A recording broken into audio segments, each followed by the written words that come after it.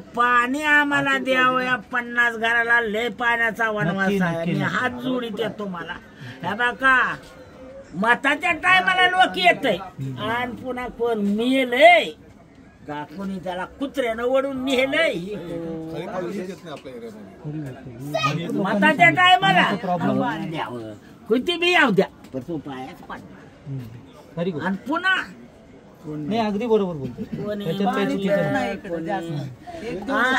पगारी कोणी म्हाताऱ्या माणसाच्या करीत नाही, तर आता बहीण भावंडाला नोटा भेटायला म्हाताऱ्या माणसाला कोणी पगारी करीना। आता ही लेकर 14वी 15वी शिकलेले, आता पोरी शिकलेल्या चालल्यात माणसाला इंजेक्शन द्यायला, पटत काही नाही। एखादी कंपनी काढावी मंत्र्यानं, या लेकरावाली शिक्षणाला लावावं, शाळा शिकायची, ते पोरं गांजावडीत चालते ती साऱ्या। बरोबर, हे पण बरेच जणांनी सांगितलं आम्हाला तिथे। पण ही मुलं जी मोकळी आहेत ती, या आई वडिलांनी 10-10 हजार रुपये लोकांचं कर्ज काढून शिकवण केलेली, ती पोरी वा कुठं जात्यात आता बेमार माणसाचे सुया मारायला, इंजेक्शन द्यायला। हा काय मंत्री काम करत्या सांगा बरं तुम्हाला?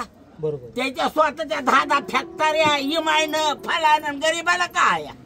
खरी गोष्ट। तसे ही जी लेकरं आहे ती शिकलेली, त्याला तुम्ही कुठे नाव करायला नक्की नक्की मी हात जोडून तुम्हाला बेरोजगारी हा आमच्या याच्यावर प्रथम दर्शनी आहे। म्हणून त्यामुळे आम्ही काय केलंय, या धनंजय मोडारे साहेबांनी संतोषनगर जसं सकाळचं त्यांना म्हटलं आमचा एरिया तसाच पाहिजे, इथेही तसेच लोकांना काम धंदे पाहिजे, पोरांना रोजगार पाहिजे।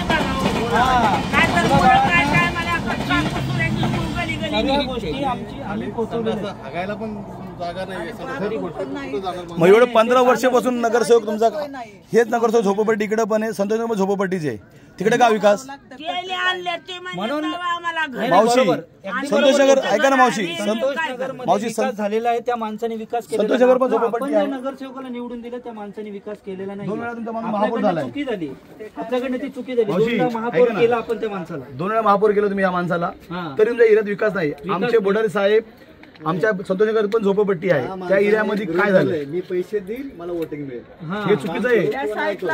500-2,000 1000-2000 5 वर्ष काय डुंकून बघणार, 1000-2000 मध्ये काय होतं? आणि विकला तेवढा समाज आपला हलका आहे का? हलका तेवढा समाज आहे का? बाबासाहेबांनी यासाठी एवढं कष्ट सहन करून आपल्याला मतदानाचा अधिकार दिलाय का? हीच लोक जाते ती मटणाला, दारूला, फलाण्याला, समधीच्या महात्मा फुले लोक, आमचे एक माणूस जात नाही ती, खरी गोष्ट आहे। आणि मावशी बरोबर बोलतोय, मावशी हे जिथं हा समाज संतोष तो समाज आहे, तो समाज आहे, तो समाज आपल्या जयभीम समाज संतोषनगर मध्ये, पण तो काय चांगला सुविधा आहे तिथे संतोषनगर मध्ये। ते बोलतात आम्हाला काम करून द्या, आम्हाला एक त्या माणसाला म्हटलं बाबा तुझा जसं एरिया आहे ना तसं मला माझं एरिया बघायचं, माझं लहान भाऊ गेलं इथे, मी नाही विसरू शकत। मी जरी फ्लॅट मध्ये गेलो तरी माझ्या आया मावशार इथे राहतात, मी त्यांच्याकडे हक्काने जाऊन तुझ्यासाठी मतं मागेन, पण माझा एरिया पण तसंच करत तू संतोषनगर करतो, ठीक आहे। इथं बेरोजगारीचा प्रश्न आहे, शिकलेल्या पोरांना नोकरी लावायचा प्रश्न आहे, तो तुम्ही हाताळला पाहिजे। आपले माणसं आजारी पडतात, इलाज नाही। मला कळलं ते खूप त्यांचं चालू आहे डायलिसिस वगैरे, मी म्हटलं तुम्ही काळजी नका करू, आम्ही नक्की काहीतरी सरकारी डायलिसिस नाही हॉस्पिटल, 15 वर्ष आमदार आहे माणूस, त्यांनी कधी उल्हासनगर डायलिसिस उघडलं नाही का, कोणतं एक्सरे मशीन उघडलं नाही का, उघडलं नाही, आपल्याला पैशावर हे नगरसेवकापेक्षा 1000 पट मोठं असतं आणि आपल्याला त्या माणसाकडनं काम काढून घ्यायचं, तुम्हाला आम्ही जबरदस्ती उभं केलेलं आहे। मी करतो, तुम्ही हे करा। बघा संतोषनगर, महादेवनगर हा एरिया बघा झोपडपट्टी तो पण त्याचा एरियाचा विकास बघा, खुल्ला पाणी आहे, एक धान तुम्हाला दिसणार नाही। सरकारी 2 क्लिनिका उघडलेत त्यांनी, आणि टाकेल पाणी भेटलं आहे, हे फक्त आबांमुळे झाले, आबांमुळे कोणाच पाण्याचं माहित नाही।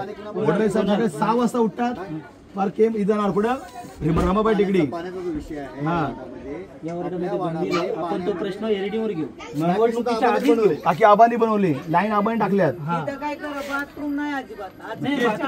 मावशी मला कधी कधी ऐका ना मावशी, मला कधी आश्चर्य